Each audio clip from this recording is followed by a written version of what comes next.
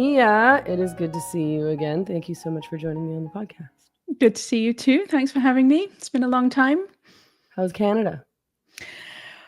It's funny you should ask today. I don't know if you came across me on Twitter earlier, but my goodness, was I spitting fire after coming across the goings on in the gender debate. There was a particular article in the Globe and Mail that just had me, honestly, I think fire was coming out of my ears while I was reading it. Yes, I did. I do think I saw some of that. I think, was this in relation to Canadian doctors are planning to take Alberta to court for daring to attempt to stop transitioning minors? That's precisely it. So there's been a lot going on recently, most of it not great, of course. So this one is the Canadian Medical Association has just launched a legal challenge against the province of Alberta, the Bill 26 in Alberta, which came into law last December. And honestly, when I looked at Bill 26, I'm like, it doesn't go anywhere near far enough, but it's good enough for a start. So they banned puberty blockers and cross-sex hormones for under 16s. That's basically the bill. They banned surgeries as well for under 18s. So obviously it's a step in the right direction, but obviously it doesn't go anywhere near far enough in preventing the harm of this medical scandal. But the Canadian Medical Association sees things very differently to me. And they have launched this quite mad legal challenge where they are going with the ban on puberty blockers violates the Canadian doctors, the so-called gender-affirming care providers. It violates their right to freedom of conscience. It's a charter-protected right. You have freedom of conscience. And so what they're basically saying is these doctors, their conscience tells them to perform unproven, irreversible medical interventions on kids who are caught up in a social contagion, cultural fad. Their conscience tells them that, and therefore the Charter of Rights and Freedoms should protect their charter right to do that. And so I looked into it, and this is normally applied where doctors, like their moral or ethical conscience tells them not to do something that they consider harmful. So it would be abortion is a common one. More current is medical assistance in dying. These doctors can not perform these interventions because it goes against, normally it's a religious belief. But then the Canadian Medical Association is flipping it the other way. And they are basically saying that the conscience, the freedom of conscience, these doctors, their conscience tells them that they must provide puberty blockers and cross-sex hormones to these kids. Now, it is very interesting because it really highlights the divide between the two sides. I have said many times, and people get upset with me for saying it, but these doctors are not evil people. These doctors are not deliberately setting out to cause harm. These doctors are more dangerous than that, I would say, in that they are true believers. They are true believers in an insane anti-reality ideology that tells them that these kids are trans kids, and these kids have mismatched gender souls inside them, and the only possible way to help them is to perform these extreme medical interventions. So you can see why they think it's on their conscience that they must do it, because they're true believers and they're in another alternate reality. But for us, obviously, there should not be any charter right to perform an unregulated experiment on vulnerable youth. Yeah, it's really interesting because, I mean, what they're defending is essentially a religious belief. So arguably, maybe it is similar to a doctor not wanting to perform an abortion or medically assisted dying. But it's also a really strange fight that for, the Canadian Medical Association to launch, because it's so unscientific. I know. Well, honestly, so I wrote an op-ed today. I don't know if it's going to be picked up by the National Post, so I've been kind of immersed in this all day, but the president of the Canadian Medical Association, a woman called Joss Reimer, she said some just astonishing comments that just obviously she has absolutely precisely zero understanding of what's going on in this medical scandal and what's going on in the wider field of gender medicine. And the way you can tell this is one of her statements was medical care should be guided by the best science.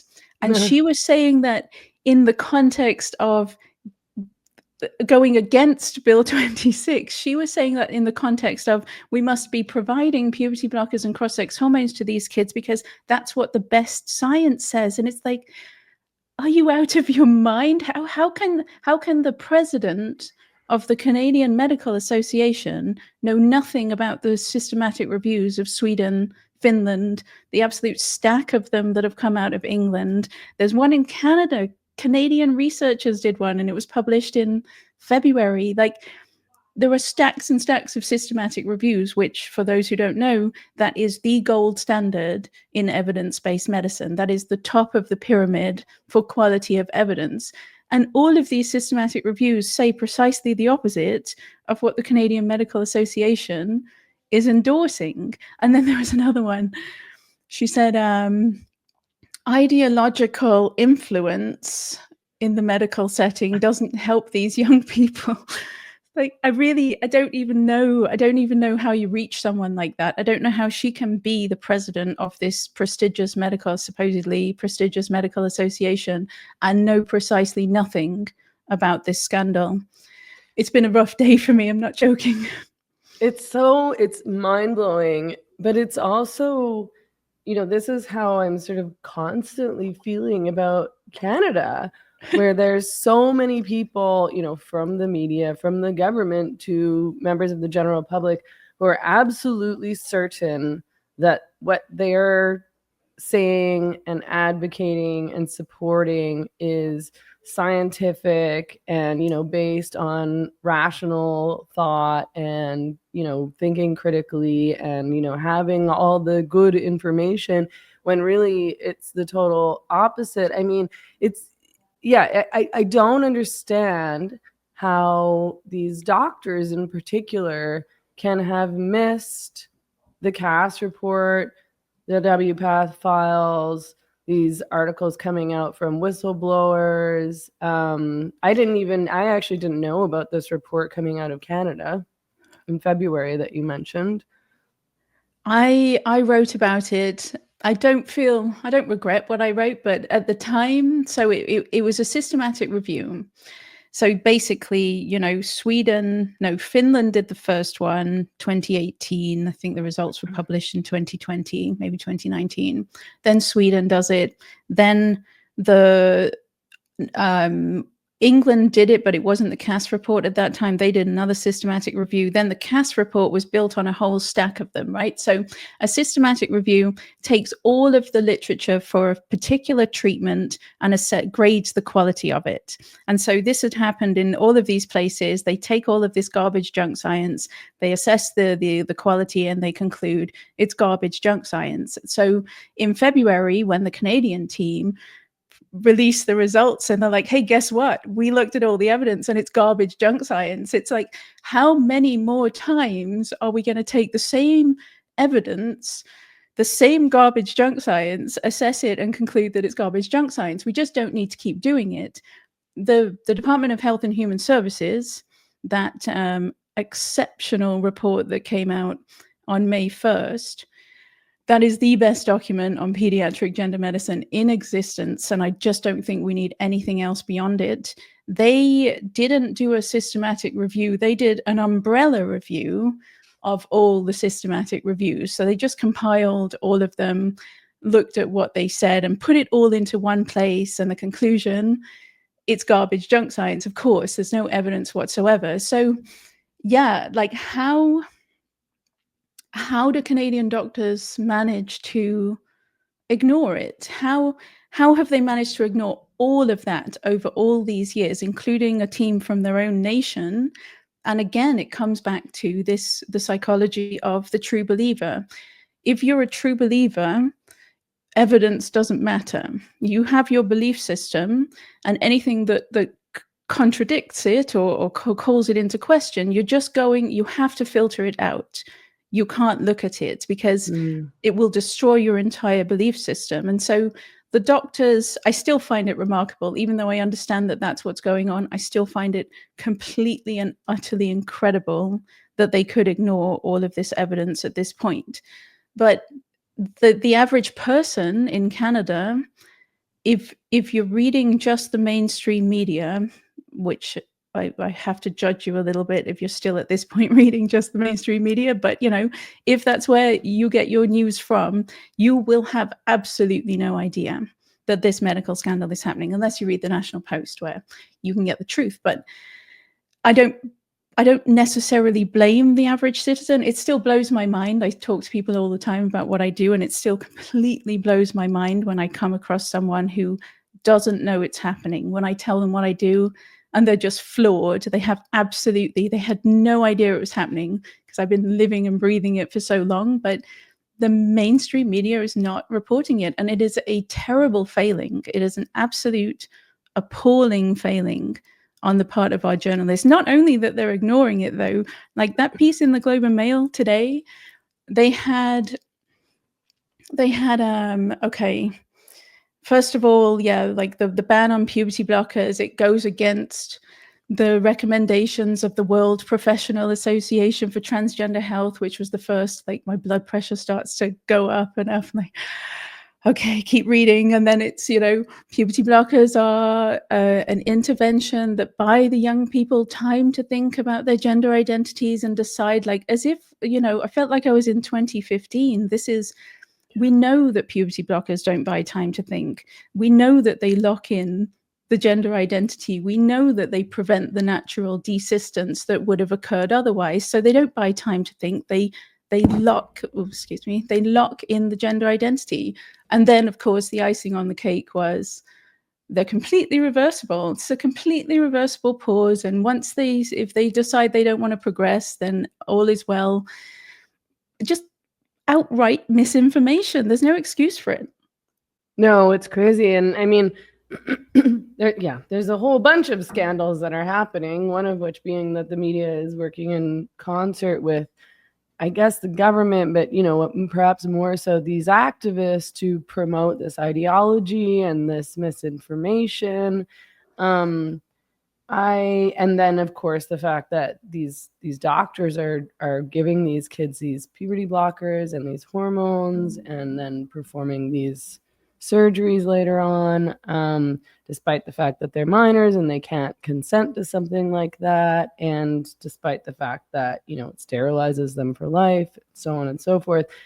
But let's talk about some of these myths that continue to be repeated by, for example, the Canadian Pediatric Society, the Canadian Pediatric Society. As far as I'm aware, they're still saying that puberty blockers are reversible. They are. So but you got to look at who wrote the Canadian Pediatric Society's position statement. It was published in July 2023. And there should be, if anyone's familiar with my work, there should be a very familiar name on there. There were two authors, and one of them is Dr. Daniel Metzger. This is the star of the WPATH Files. This is pediatric endocrinologist at BC Children's Hospital. This man brought puberty blockers to Canada almost the moment the Dutch started doing it in the late 1990s, when there was literally one case. They'd done it to one kid. He brings puberty blockers to Canada that early. He, in the WPATH Files, is saying one of the worst things he says is when he's talking about talking to 13-year-olds about fertility preservation is like talking to a blank wall. And he's like, they'll be like, ooh, baby's gross. And then he later says, in the same conversation that he knows there's significant regret. The Dutch had come out with a study showing that there's significant regret about fertility loss. And he's there saying, and that doesn't surprise any of us. I've seen it in my own patients. They come back in their 20s and they want to settle down and, they can't because he sterilized them. But he doesn't in any way consider the possibility that, oh, you know what, maybe I shouldn't actually be doing this because none of these kids have the cognitive or developmental maturity to consent to signing away their fertility. That thought doesn't seem to enter his mind. He was very prominent in the WPATH files. He's a pretty significant member of WPATH, and he co-wrote the 2023 statement. So it should come as absolutely no surprise that the Canadian Pediatric Society is in line with WPATH, because it is WPATH. It's just an extension of WPATH. And that's what people need to understand about this medical scandal, is that all of the professional associations, there are WPATH members on the inside of them. And so when a professional association endorses this treatment protocol, it's very likely it's because there's a WPATH member inside who is very influential and has pushed for it on the inside. It's just political activism. I mean, we saw this in the CAS review, that they did a remarkable systematic review of the guidelines in gender medicine, and they found that the sort of a citation cartel, where it started with WPATH Standards of Care 6 in 2001. It was based on no evidence whatsoever. And then the Endocrine Society in 2009 produced guidelines based on WPATH Standards of Care 6. There's a whole bunch of WPATH members in Endocrine 2009. And then WPATH produced Standards of Care 7 in 2012. And they cite Endocrine, but Endocrine is based on their own garbage guidelines from 2001. So you've got the triangle, first of all, and then from 2012 onwards, all of the medical associations around the world just lifted from WPATH Standards of Care 7, just reproduced this garbage, because they would all believe, they're like, oh, they're the World Professional Association for Transgender Health. They've got all of these citations. They've got all of these recommendations. It can't possibly be based on absolute thin air. Like, that would be mad. That would be crazy. But obviously that's the truth. And then just to finish off the craziness, in 2022, WPATH produces the most mad standards of care ever to exist. And they cite all of the other guidelines and everything to sort of bolster the legitimacy of their 2000 and their Standards of Care 8. But all of those guidelines were based on their own garbage guidelines that started the whole cascade of circular citations. So it's at the center of it, there's just nothing. At the center, the actual science that underpins all of it, not just pediatric gender medicine, but all of gender medicine, is shockingly awful. Like, there's a systematic review that was done in 2020 of estrogen therapy for trans-identified men. This independent review, they tried to do a systematic review of all the scientific literature for giving estrogen to men. And they're like, is it safe? Is it beneficial? Whatever.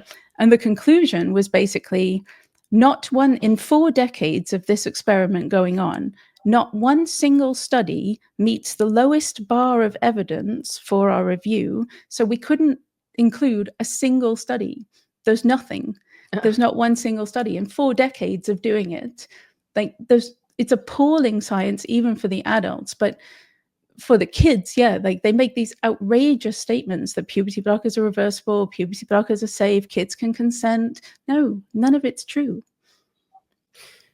And what about the media organizations and these journalists? Do you think that, I mean, it's essentially, as you said, all mainstream Canadian media, with the exception of the National Post, and then, some alternative media, obviously places like Rebel News, True North, who report on gender medicine for kids in almost a completely positive way, and again repeat all these these myths that there's no evidence to support, including, you know, that trans-identified kids are more likely to commit suicide if they don't go on these treatment programs and get these surgeries and so on and so forth, and that puberty blockers are reversible, that all these drugs are harmless. I mean, do you think that is this willful ignorance? Do they know the truth and they're lying to keep their jobs? Like, what's happening here?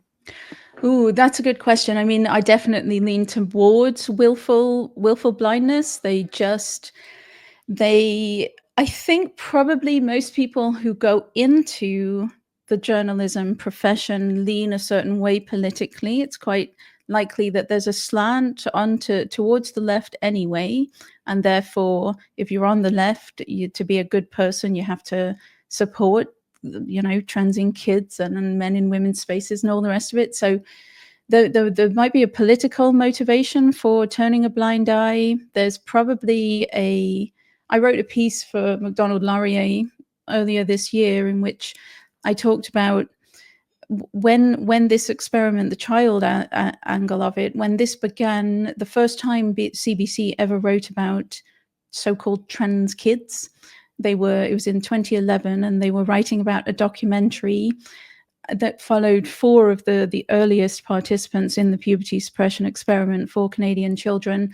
And the documentary really did try to grapple with the important questions of, can these kids consent? Can they understand this medical treatment, and how young is too young?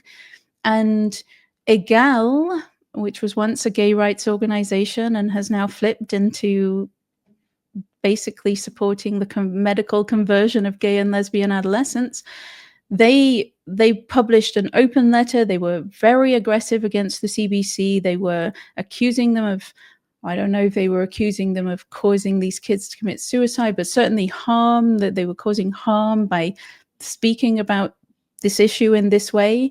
And then I tracked it from that moment on. You don't really see anything from the CBC that is remotely balanced, that is remotely tackling the issue in a way that any decent journalist would, because it's such an insane medical experiment. And so I think because they made a big deal of that, they did an open letter and it was a big campaign. I think it sent a message to Canadian media outlets that this is what's going to happen to you if you question this medical treatment. But because this treatment, because of EGAL and all of these groups, they tied the medical treatment to the human rights cause.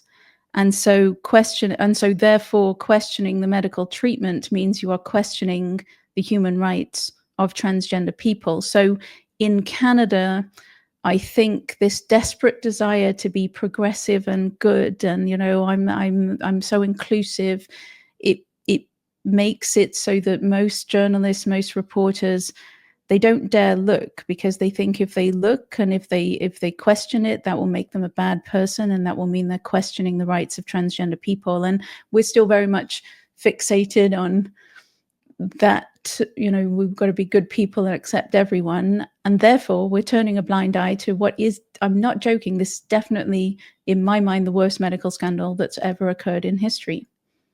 Yeah, I think that a lot of it is about, you know, they won't even, like you say, you know, like they won't even look at alternate evidence or criticisms or disagreement. You know, they wouldn't dare read an article from the National Post that criticizes gender medicine for kids. Certainly not anything from Rebel News, because that would make them, you know, a right-wing bigot or whatever. It's like you can't even acknowledge these people like you, people like me, the many other people now who have been speaking out against this, or the evidence, because the evidence itself is bigoted and hateful, it's just so mind-boggling, because it's so cultish. I don't know how else to describe it. It is, and as well, I can clearly see how they dismiss the Health and Human Services report, because that came from a Trump executive order. So of course they're going to dismiss it, which is unfortunate, because it's truly the best thing ever written on this subject, and it's the most complete report in existence. But I'm less able to understand how I guess they just ignore Sweden and Finland, because Sweden and Finland are very progressive nations and they've always been at the forefront of supporting trans-identified people, and so they can't dismiss that as bigotry. I can see, like, the Cass report, it's very unfortunate, and this is why I've said before that the evidence is never going to win this, because the evidence is not important to people who live in an alternate reality. They can just dismiss it. And the Cass report, a team of, they weren't even medical professionals. I'm pretty sure they were like legal minds, a team of like the most insane legal trans activist minds in the US got together and they published this paper basically tearing apart the Cass report, trying to discredit the Cass report. And that fits with the narrative. If you don't want to pay attention to the Cass report, well, you just have to look at this. It's called the Yale Integrity Project. You just have to look at that, and then you can dismiss Cass. The problem with that, of course, is there's like, I think it's like a 3 or 4 part Jesse Singal essay, compilation. It's got like, he's written a series of like 3,000 word essays. There's 3 of them or 4 of them talking about why this Yale paper that's discrediting Cass is wrong. But really, like, I haven't even read them all, and I live and breathe this debate. The average person is not going to spend a whole day reading Jesse Singal's takedown of the Yale Integrity Project. They're just going to read a headline that says, oh, it's been discredited. And then from that point forth, they will go ahead, oh, it's been discredited. And they're like, perfect, this is all the information I need. It makes me feel good about myself. It makes me feel comfortable. It fits with the view that I already have. I'm going to go and run with it. And I suspect there might be some of that, because the reporters and the journalists, it's very, very lazy journalism. They're not... I've been in this for almost 6 years, and I've been working full time on it and obsessed with it, and I'm still learning things. So the average person, the average journalist, I understand on the one hand that you don't have time to understand it because it's so mad and it's so complex and it's unbelievable levels of fraud and conspiracy and deception. I understand that you can't get a grip of that unless you live and breathe it for years and years, but you shouldn't be reporting on it. If you don't understand it and you're not going to make the effort to understand it, you have no business reporting on it. No, and if you're not going to seek the truth and at least look at the evidence, never mind, I don't, look at all the depths of conspiracy, as you say, and deception and BS, frankly, that supports this ideology. Do we have any idea how many tax dollars are going into giving gender medicine to minors in Canada? No, it's all under lock and key. I think that many people have tried just numbers, not even tax dollars, just trying to find out how many kids. Like, it's very, very difficult to get any numbers at all. So we don't. Every now and again, you'll see, like I was just reading today. Oh, I wish I could tell you the wording of it. It's another thing that made my blood boil. I think it must have been the Globe and Mail article. They were talking about, they were trying to downplay, they were trying to dismiss the importance of Bill 26. And they were saying, it had banned, can't remember how they worded it, like some kind of bottom surgery. It wasn't just bottom surgery. They worded it in such a way. It was like, oh, that's a really nice way to talk about arm flesh appendages and inverted mutilated penises. But the wording of it was astonishing. But they basically said, they were talking about mastectomies, and they said there were only 8 pediatric breast surgeries in gender clinics in 2022 to 2023 in Alberta. And I just thought, that's very nice, pleasant language. It sounds all lovely, but think about what that actually means. That's 8 children had their healthy breasts needlessly removed just in the province of Alberta in 2022, like in the space of 1 year. even one child having her healthy breasts needlessly removed because she's adopted a fashionable political identity is a crime that someone needs to go to prison for. Yeah. And they're saying, oh, it's only 8, it's no big deal. And that's just in 1 year. Think about all the others that have happened. And as well, this is under 18, but think about doing it to an 18-year-old, doing it to a 19-year-old, a 20-year-old. You're still not fully formed. There's a terrible crime being committed against young adults from 18 to 25. Arguably, they are the most at risk because they are capable of consenting, and yet they're still not mature enough to understand the lifelong implications of the decisions that they're making. So, no, I don't have numbers. I don't know how much money we're pouring away. I do know that it's an adult gender clinic here in Ottawa. So for the longest time, I think the only place you could get your arm flesh appendage attached to your groin in Canada would have been in Montreal.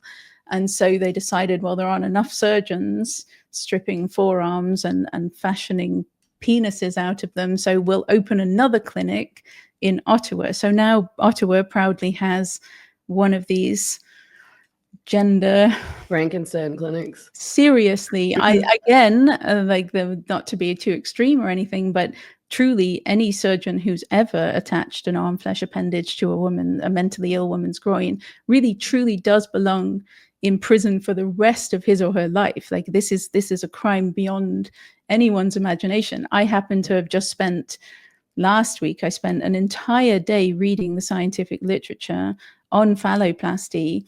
And there's something about phalloplasty literature, I'm not really sure why, but they insist on filling the studies with photographs, color photographs of this horror show. It's just an absolute crime against humanity, worthy of, the Nazi experiments. It's just unbelievably ghoulish. And there's color photographs all the way through. So you're scrolling and scrolling, and then there it is. There's the crime right there. I developed a technique where I was putting my hand, if I saw a photograph coming, I would put my hand and try and scroll past because I don't want to see that. But no, I can't look at it. I mean, I have seen, but I just, every time I see it online, I have to scroll past because it's so grotesque. Can you explain for people who are listening who might not know? I know you probably don't want to, and maybe nobody wants to hear either, but just, for the record, how does a phalloplasty work or not work?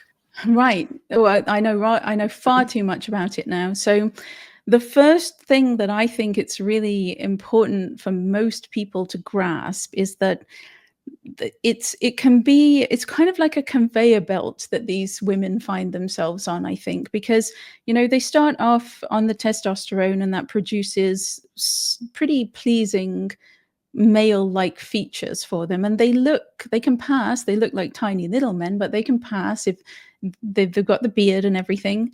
And then they'll have their breasts cut off, and then that that can make them happy in the short term. There's a honeymoon period, but these women then will get to the point where they've got a choice. Basically, to treat gender incongruence, these doctors are creating gender incongruence in the body because they're basically, sex incongruence. These women look like men, but they still have a vagina. And that can be troubling for a mentally ill woman who thinks she's a man. And so it leads some of them to go down the most ghastly surgical path ever created by mankind, as far as I'm concerned. And this is where they'll strip, they have to take tissue from a donor site, and it's normally the forearm. So they'll strip the forearm pretty much down to the bone, some of them. They end up with this awful donor site scar that is visible for everyone to see. So they'll take the tissue, the skin and flesh of the forearm, and they just kind of fashion it into a penis-like shape and sew it onto the woman's groin. Now, many of these women will go through this. It seems the goal for doing that to yourself is often they want to be able to pee standing up. That's Oh, how mentally ill, that's how far from reality they are. like that's an important thing, They won't, well, like I that mean, matters. gender affirming, I guess. Gender Yeah. affirming, if you're going to go and pee standing up. So, but think about what that means. They have to stretch the urethra through the arm flesh appendage that they've created, which causes just, there is unbelievable rates of complications. They can have urinary fistulas, so the pee is just spraying out all over the place. They can have rectovaginal fistulas, which is where the the stool is leaking through the vagina. They can have, I don't know, like strictures, which like the scar tissue, I suppose. So the urine can't come out. It's either spraying out all over or it can't come out. And then there's another angle to it, which I didn't know until just the other day.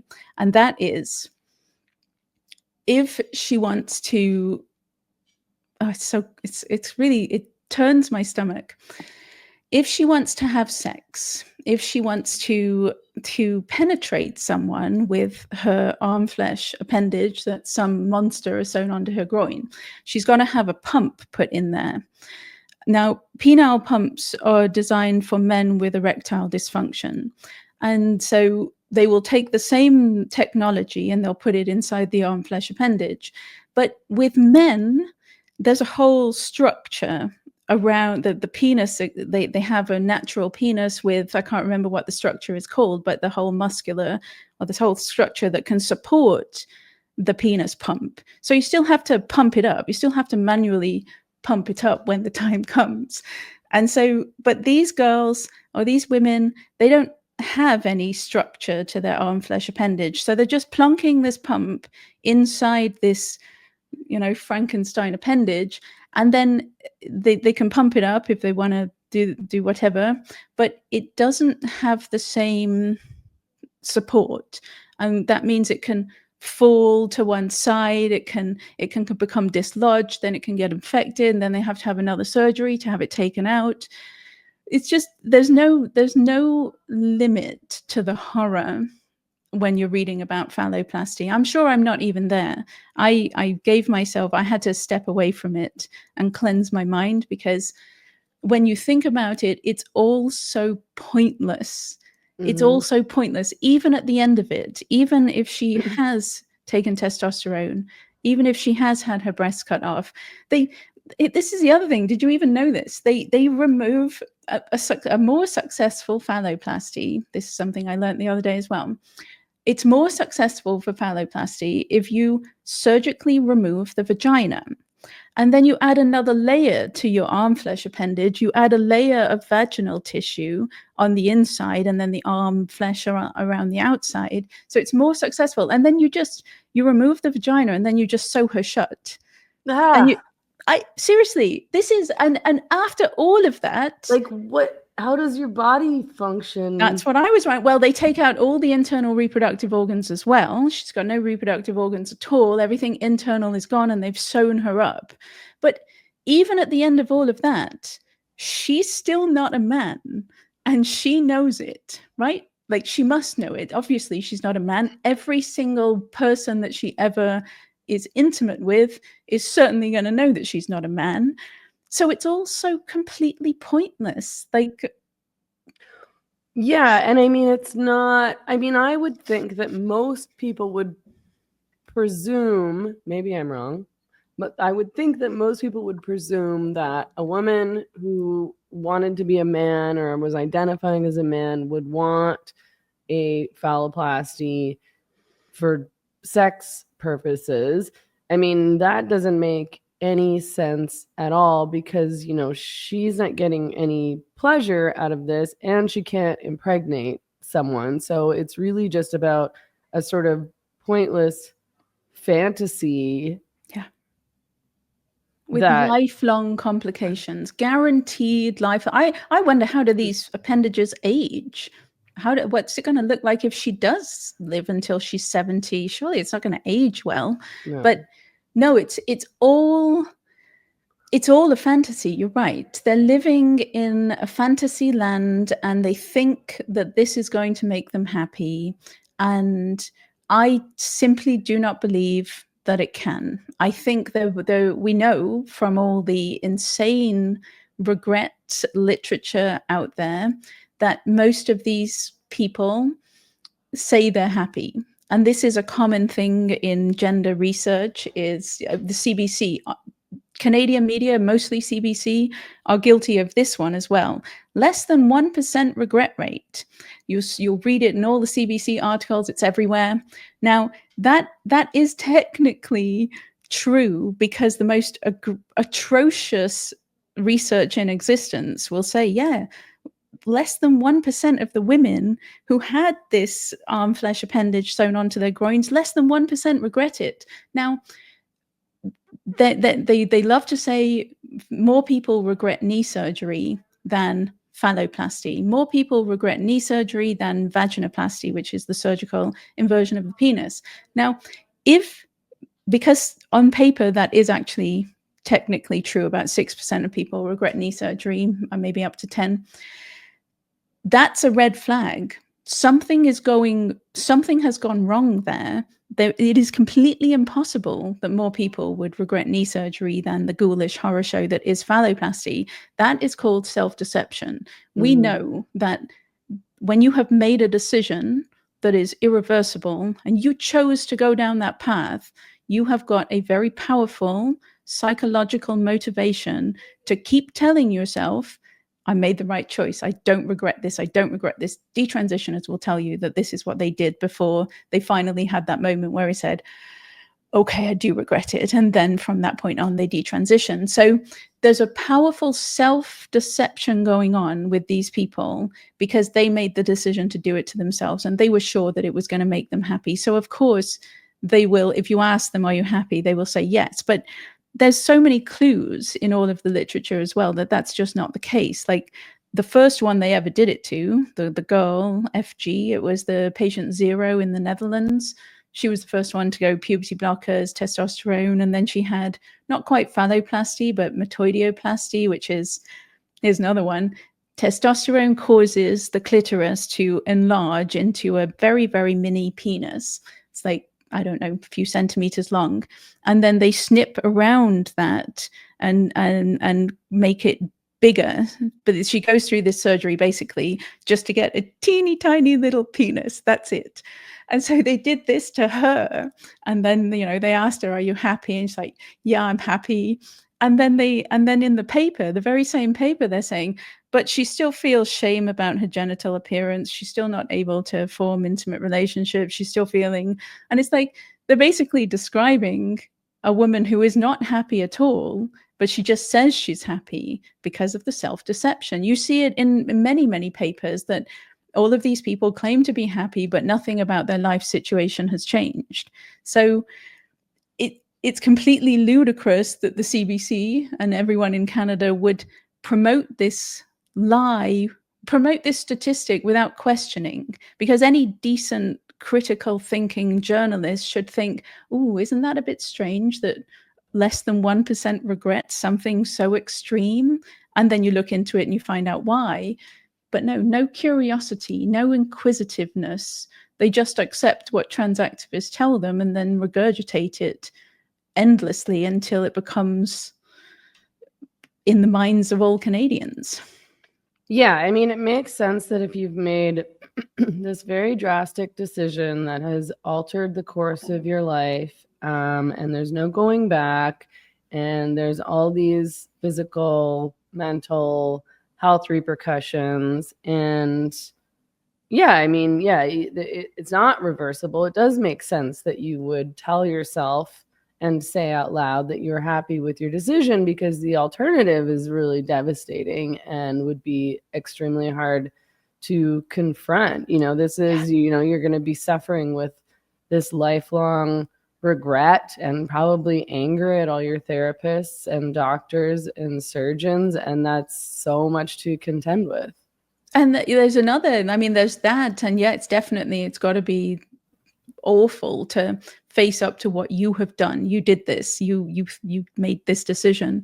But then there's also, if your entire social network is based upon your trans identity, which it very commonly is, right? They find a lot of support that's very cult-like in the love bombing, and they'll get welcomed into the community. And so saying that you regret and saying that you want to detransition means not only are you going to lose all of your friends and your entire community, but you're also going to instantly transform into the enemy, and you're going to get death threats, and you're going to be viciously attacked. So there's another motivation. There's your internal need for self-deception, but there's also you face the loss of your entire social network, and you face death threats. Like, that's the thing about comparing it to knee surgery. Nobody who says I regret knee surgery loses all of their friends and gets death threats, right? Yeah, so it's just ludicrous that they don't question it. And I keep coming back to this failing of Canadian journalists, because it's right there. It's so obvious that the less than 1% cannot be true. And all you've got to do is look at it. All you've got to do is be a little bit curious. And they don't. So Bill 26, I think you said that passed in December. Is that right? In Alberta? Yeah. It became law, in December. And, it's almost shocking that happened, because I don't think there's any other province that has even attempted to ban puberty blockers for minors, cross-sex hormones for minors. And, Danielle Smith has been horrendously attacked on account of this. So what's happening in Alberta now? Is this stuck? Have they stopped administering puberty blockers and cross-sex hormones to minors? Oh, well, they have to have stopped, because it's against the law. Mm-hmm. There is a lot of billing fraud, and there is a lot of, we know from the US that they're like, when they banned it in certain states, endocrinologists would just start billing for precocious puberty or endocrine disorder non-specified. So in gender medicine, they're even open about that. It's actually a crime. It's a federal offense in the US, and they're open about it, again, because they're true believers, and they're on this crazy ideological, they're proud of it. They're on this ideological quest to save these poor, vulnerable kids. And so I would assume that, no, it's not going on anymore, because it can't. And the beauty of Smith is she so clearly has confidence in her legislation. She's not wavered. She hasn't conceded anything to them. She hasn't backed down. She has stuck to her messaging. And that's the beauty of having the truth on your side. That's the beauty of knowing that you're right. Like, I will talk to anyone. You throw questions at me, I will answer your questions, because I know I'm right, and I know I can defend every single one of my beliefs. The other side can't debate, because they somewhere deep down, I'm sure, know that everything they believe is incoherent, dangerous nonsense. And so you can see it in Smith. She's got the confidence because she knows she's right, because she really looked into this. She didn't go into it reading headlines. She spent months and months, maybe years, listening to both sides and coming up with this legislation. So I have a lot of admiration for her, and I think Bill 26 is a step in the right direction. I do want to go to the other side of the country just before we stop, because Nova Scotia, goodness me, did I ever upset the Maritimers recently? I'm surprised. I go to Nova Scotia every summer, and the people there are the loveliest people. They're so kind, they're so welcoming, but not the people who've been in my Twitter feed recently. They're a different breed altogether. And so Nova Scotia, unbelievably, they're very proud to announce the expansion of their pediatric gender clinics.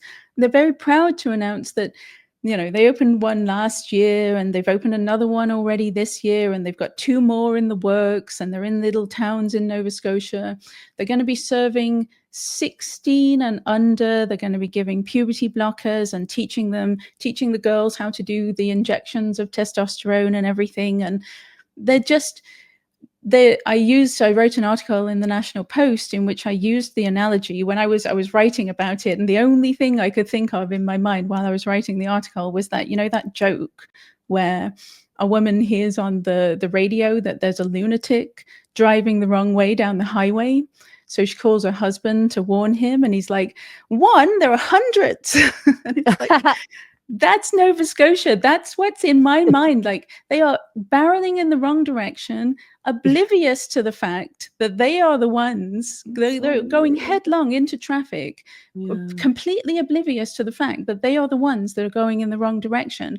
And the analogy works perfectly, because there are serious injuries. There are young people who are being seriously injured because of their complete ignorance and because of this crazy ideological quest, and they cannot. And I happen to know, like, I can't give details because I don't know if I keep asking these people to let me report on it, but they haven't let me. But I do know that people in Nova Scotia who have the power to make this decision met with many experts in this on our side, listened to them for hours and hours and hours, and then chose to side with WPATH and go in the other direction. So this is not even a case of, oh, we didn't know. Nobody in Canada can actually say we didn't know. That's impossible. But Nova Scotia certainly, because I know that they had this meeting and they still chose to open more pediatric gender clinics so that more kids in the province can be sucked into this medical scandal. Amazing. So do you think that anything would be different in Canada right now had the Liberals not gotten in for another term? You know, for anybody who's listening who's American, I have a lot of American listeners, the Liberal Party brought forward Bill C-16, passed the bill. You know, they've obviously been pushing and advocating and a huge proponent of gender identity ideology and legislation since 2016. I personally don't know that anything would have changed had Poilievre won in the Conservative Party, though I think a lot of Canadians had some hope that that would happen and something drastic would happen in Canada. But I don't know. What do you think? I'm one of those. You see, about 6 days before the stupidest election ever to have occurred in the democratic world. Literally. So stupid. So stupid. Honestly. We're going to vote for the exact same party and the exact same people and the exact same things that have been happening for the past decade, and something huge is going to change and everything will be different. Okay, before I go to what I was just about to say, let me just go on a tangent. Seriously, let me go on a tangent, because I think the election was actually quite frightening in its stupidity, because in mid-February, I spent a week in Florida with Peter Boghossian.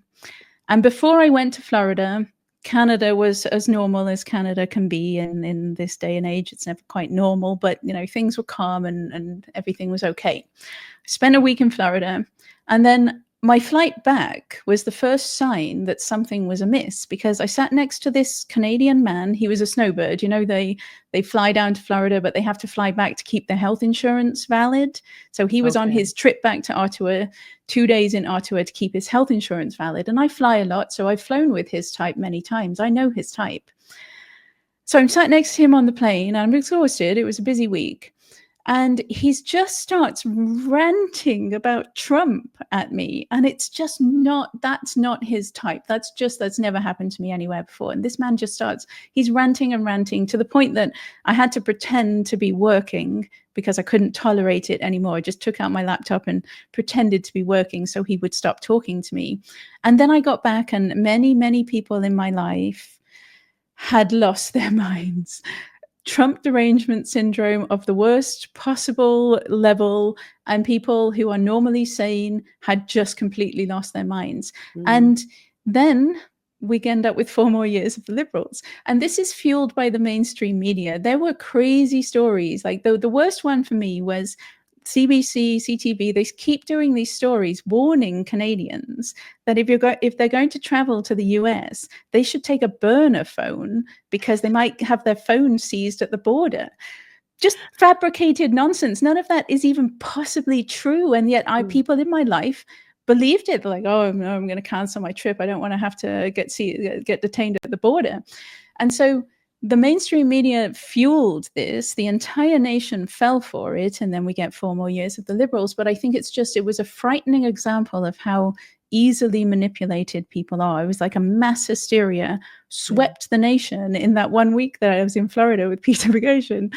And so anyway, but I think things would have been different, because 6 days before the stupid election, the Conservatives, Poilievre's Conservatives, actually put it into their platform, something worded the way I read it, it was going to be repealing C-16.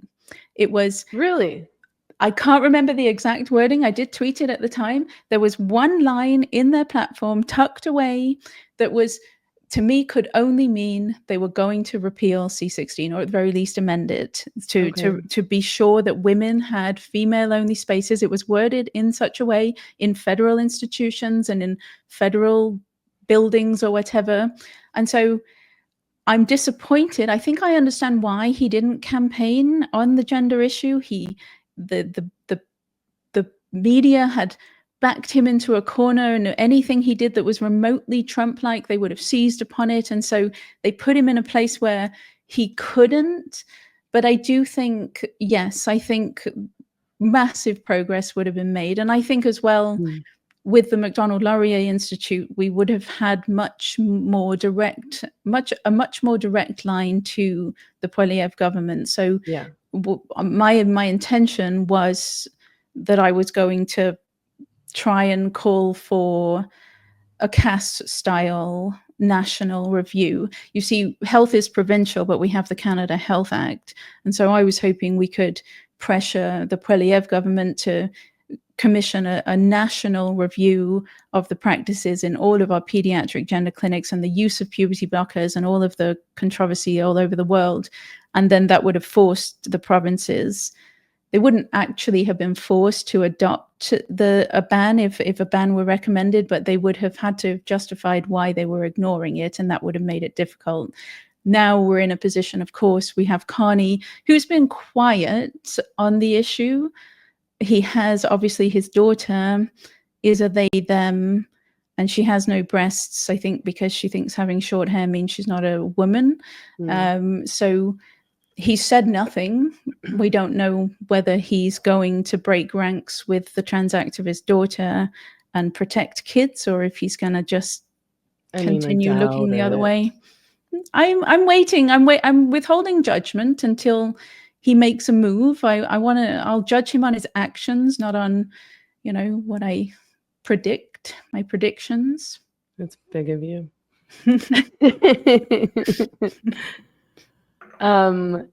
I will let you go soon. It's been about an hour. Do you see any way of holding the media? You mentioned this article that you wrote for the Macdonald-Laurier Institute. It's called, for those listening, How Gender Activists Stole the Media, Distorted Medicine, and Hurt Canadian Kids. Do you see any way of holding the media in Canada accountable for their horrendous reporting, so-called reporting, I'm going to put that in quotations, on the transitioning of kids and gender medicine for kids? Yeah, it's difficult. I mean, hold them accountable. Right now, it would be, I have the streak within me, the kind of, I want vengeance. I want people to pay kind of. I do too. I want people to go to jail. I do. Yeah. I want people shamed. I want them losing their livelihoods. I want them to, people got injured. Sure. Young people got seriously harmed. This is a terrible medical crime. And if you're a journalist regurgitating trans activist nonsense, you're a part of it. Yeah. And you should face repercussions.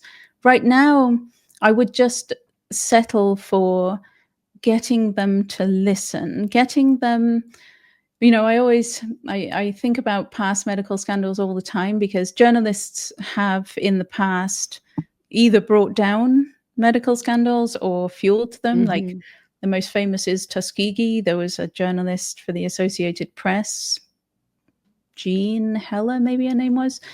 Like, it was her story that broke the Tuskegee scandal, where they were just, letting Black men die of syphilis so they could, monitor what syphilis does to the body. It was a terrible, terrible crime.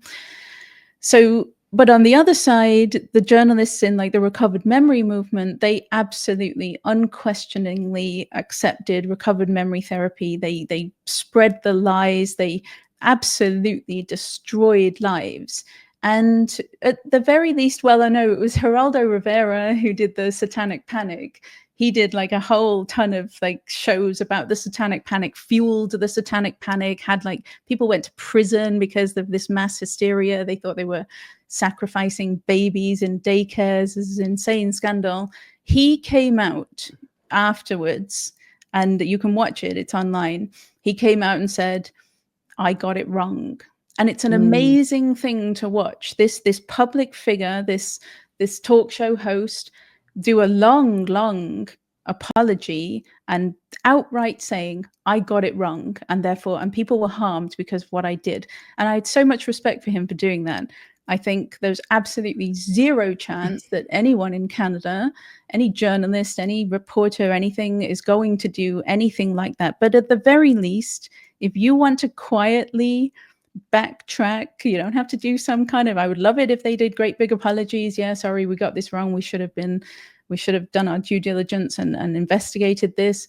But at the very least, just start reporting both sides. That would be an improvement on what we've got on this completely one-sided reporting. So I'm doing a formal complaint to the Globe and Mail because the piece today was so utterly atrocious that I'm not having it anymore. So I'm doing a formal complaint.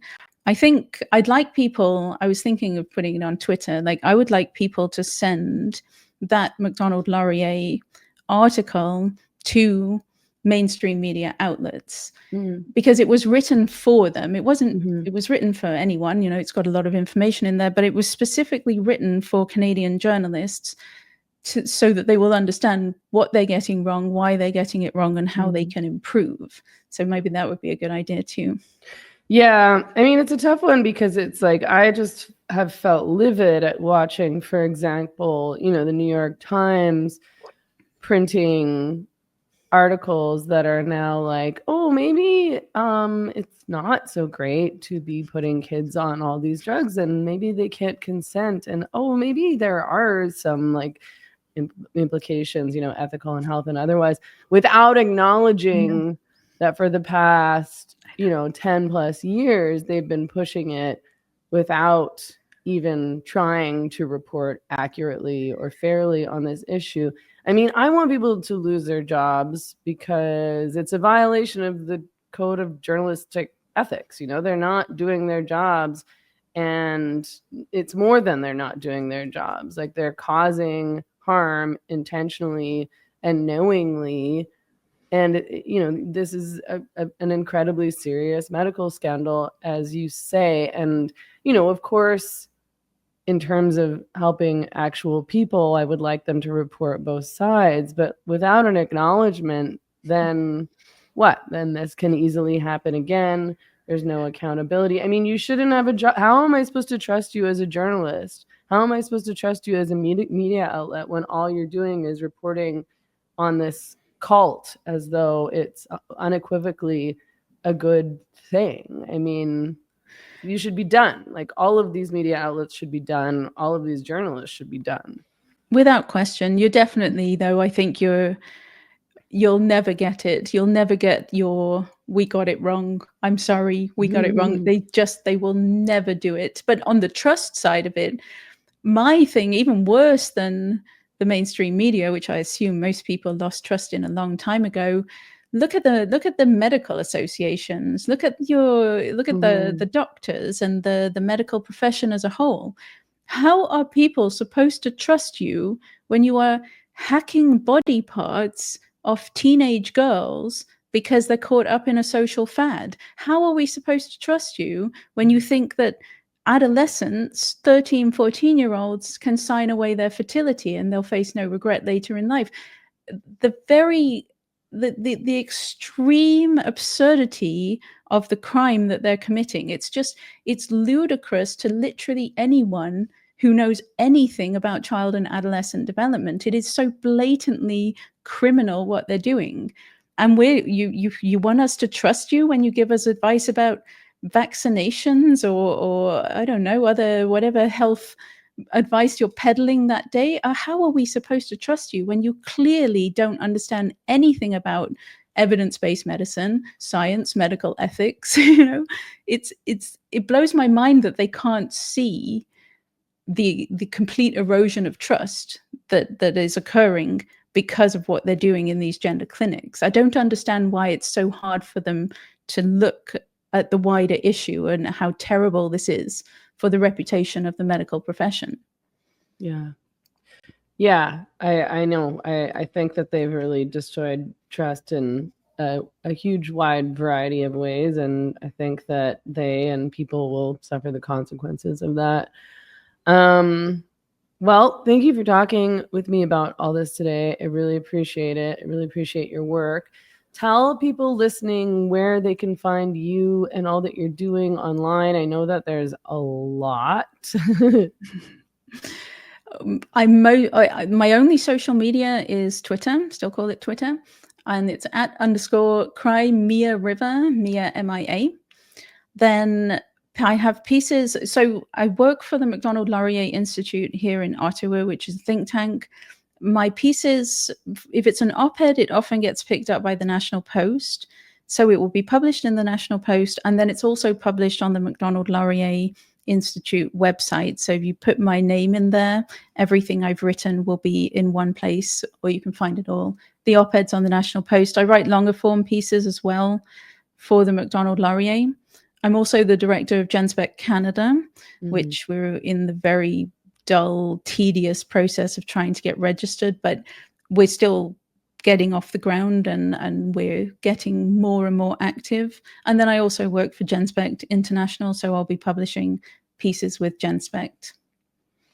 Alrighty. Oh, and I have a podcast. I always forget my tiny little podcast. We launched a podcast. It's called Beyond Gender. We just got 5,000 subscribers the other day. Nice. So we have, the point of that podcast is to talk, it's beyond gender. So there's always an element of gender, but we're trying to like talk around the issue and understand what else is going on in the culture that has kind of incubated and allowed this gender madness to flourish.